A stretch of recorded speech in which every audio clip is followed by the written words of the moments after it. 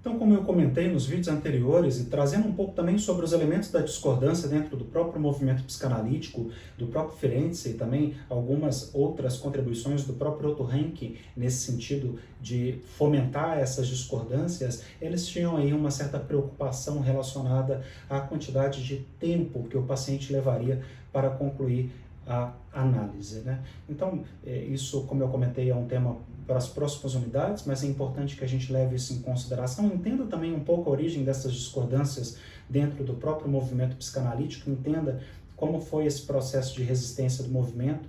e dentro desse intuito, ele acabou experimentando várias maneiras também, o Ferenczi, de acelerar o processo preconizado por Freud. Então ele também teve uma contribuição muito importante, relevante nesse sentido para a psicanálise nos dias de hoje. É claro que, naquele momento, Freud acabou não aprovando essa atitude, né? Mas nunca houve, de fato, um rompimento definitivo entre ambos, uma discordância a ponto deles se distanciarem. Além disso, o próprio Ferenczi enfatizava a importância, por exemplo, na natureza impessoal da terapia, né? O Otto Rank, tentando estabelecer uma cronologia também entre 1884 e 1939, ele também acabou se afastando do grupo por outras questões próprias aí, outros desenvolvimentos teóricos que pareciam entrar em conflito com a própria teorização, com a obra freudiana, e apesar de antes ter sido tratado por Freud até como um filho, e ele auxiliou, foi importantíssimo também no próprio movimento psicanalítico, na formação acadêmica do Otto também, né? Por muito tempo ele acabou sendo também, inclusive, o responsável pelas atas, pelas anotações das atas do movimento psicanalítico. Bom, de qualquer forma, houve um afastamento do Otto, né? A gente pode depois aprofundar com mais detalhes o motivo desse afastamento, mas também dentro das leituras da unidade é possível encontrar essas informações, então é importante que o nosso aluno também se comprometa com a leitura, com o aprofundamento teórico, com mais pesquisas sobre o tema, inclusive ampliando ainda mais essas leituras complementares, como estudando um pouco as obras do Otto Rank. É claro que após muito tempo, e a gente pode falar assim, esse tempo em que ele acabou sendo aí um desses membros da Sociedade Psicanalítica de Viena,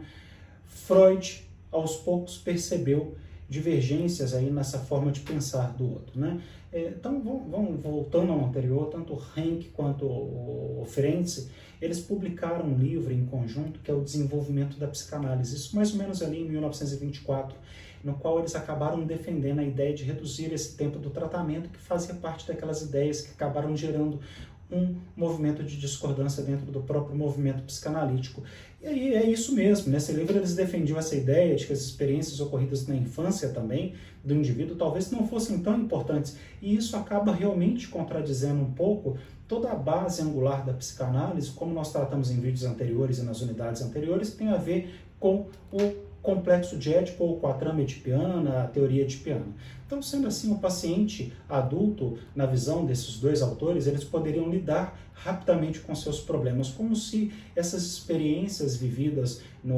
na infância, elas de fato não representassem aí esse complexo nuclear das neuroses, né, que acabariam fundando aí as neuroses, os traumas, esse complexo de castração, essa noção do recalcamento, que são noções bases angulares da psicanálise. Então, além disso, nesse livro, um outro livro também publicado por Rank, O Trauma do Nascimento, ele falava do trauma do nascimento e a fantasia de voltar para o útero materno. Isso acaba trazendo ainda mais diferenças entre ele e o Freud, acaba sendo talvez um dos momentos em que essa ruptura de fato acaba acontecendo. Ainda retomando o vídeo anterior e trazendo um pouco aí o que aconteceu de fato nesse movimento psicanalítico, um pouco dentro desse contexto das discordâncias, principalmente em relação ao próprio Otto Rank e Freud, ele publicou um livro chamado Trauma do Nascimento, em que de fato Rank falava que esse trauma do nascimento e a fantasia de voltar para o útero materno como um elemento fundante, e vamos entendendo um pouco isso, né? O que seria esse elemento fundante, né? Ele afirmavam que esses fatores eram mais importantes do que os estágios ocorridos posteriormente e durante o desenvolvimento infantil, exatamente essa fase que nós chamamos dentro da formação em psicanálise de desenvolvimento psicossexual, que é a fase de formação de constituição do ser, e da criança. Então o próprio Otto ele acaba entendendo que esse trauma, inclusive, ele era mais importante que o complexo de Édipo, e isso acaba sendo realmente crucial para uma ruptura entre o Otto e o Freud. Muito bem. Além disso, nós tivemos outros discípulos importantes, como o próprio Adler e o Jung, e suas linhas de estudo, as suas contribuições para a psicanálise, né?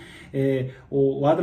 Alfred Adler foi um dos seguidores mais conhecidos, e ele é um dos mais conhecidos também, inclusive atualmente, né? Em 1907, ele publicou a obra Estudo de Inferioridade Orgânica, na qual afirmava que ser humano significa possuir uma sensação de inferioridade. Um título interessantíssimo.